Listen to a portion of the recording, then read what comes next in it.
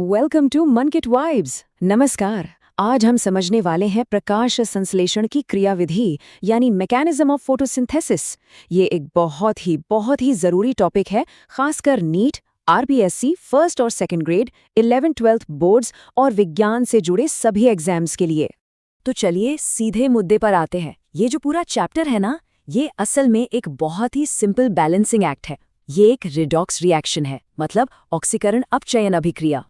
अब सोचिए, एक तराजू के एक पल्ले पर पानी का ऑक्सीकरण हो रहा है, मतलब पानी टूट रहा है और हमें वो ऑक्सीजन मिल रही है जिससे हम सांस लेते हैं।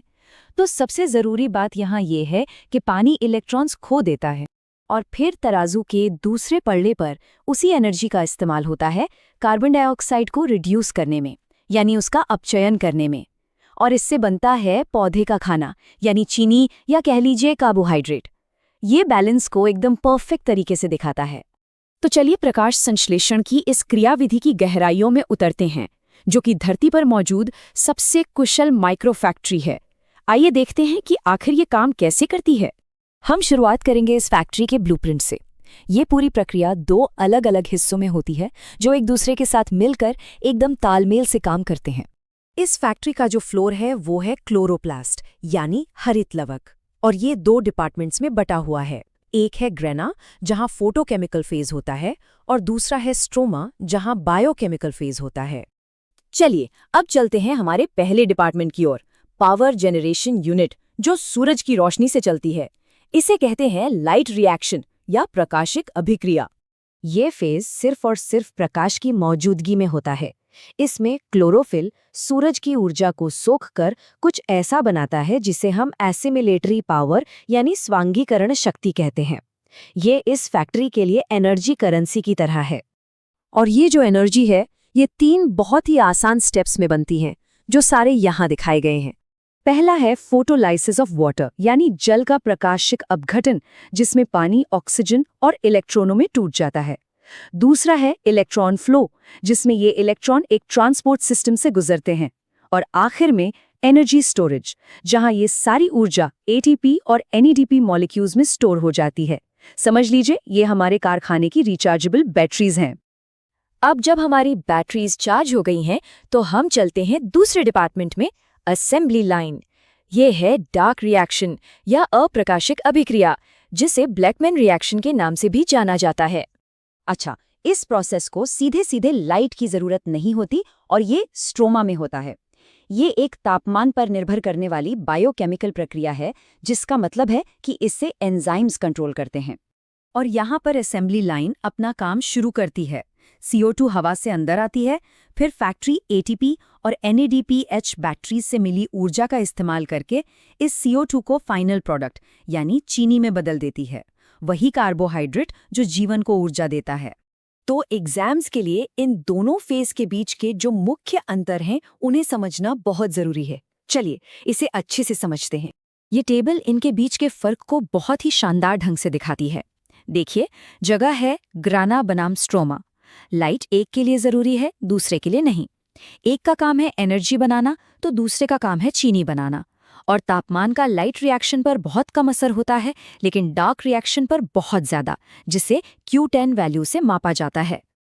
और अब आता है वो आहा मोमेंट। असल में ये दोनों डिपार्टमेंट अलग अलग नहीं है, ये एक परफेक्ट लगातार चलने वाले चक्र का हिस्सा है। ग्रेना में होने वाले इस लाइट रिएक्शंस ATP और NADPH बैटरीज को चार्ज करती हैं। फिर इन बैटरीज का इस्तेमाल स्ट्रोमा में डार्क रिएक्शंस में होता है। और जो खाली बैटरीज है, यानी ADP और NAD+, वो रिचार्ज होने के लिए वापस ग्रेना भेज दी जाती हैं। ये एक परफेक्ट सेल्फ सस्टेनिंग लूप है। तो इस मुख्य विषय को खत्म करने के लिए बस इतना याद रखिए, प्रकाश संश्लेषण प्रकृति का सबसे बेहतरीन कारखाना है। एक ऐसा सिस्टम जो हमारे ग्रह पर लगभग हर जीव को शक्ति देता है। अब अपनी तैयारी को परखने का समय आ गया है। यहाँ इस चैप्टर से 5 बहुत ही जरूरी मल्टीपल चॉइस सवाल दिए गए हैं। पहला सवाल, प्रकाशिक अभिक्रियाएं हरित लवक के किस भाग में होती हैं? स्ट्रोमा, ग्रेना, बाह्य झिल्ली या साइटोसॉल? सोचिए। सही जवाब है ग्रेना। ये कारखाने की पावर जनरेशन यूनिट है, जहां प्रकाश ऊर्जा को कैप्चर किया जाता है। अगला सवाल, प्रकाशिक अभिक्रिया के अंतिम उत्पाद क्या हैं? ऑप्शंस हैं CO2 और O2, H2O और शर्करा, ATP और NADPH या ADP और NAD+। इसका सही जवाब है ATP और NADPH। ये वो चार्ज की हुई बैटरीज हैं जिनका इस्तेमाल अगले फेज में होता है। तीसरा सवाल, अप्रकाशिक अभिक्रिया का मुख्य काम क्या है? ऑक्सीजन का उत्पादन करना, सौर ऊर्जा को पकड़ना, CO2 को अपचयित करके शर्करा बनाना या फिर पानी के अणुओं को तोड़ना? और सही जवाब है CO2 को अपचयित करके शर्करा बनाना। यही तो स्ट्रोमा में कार्बन असेंबली लाइन का मुख्य काम है।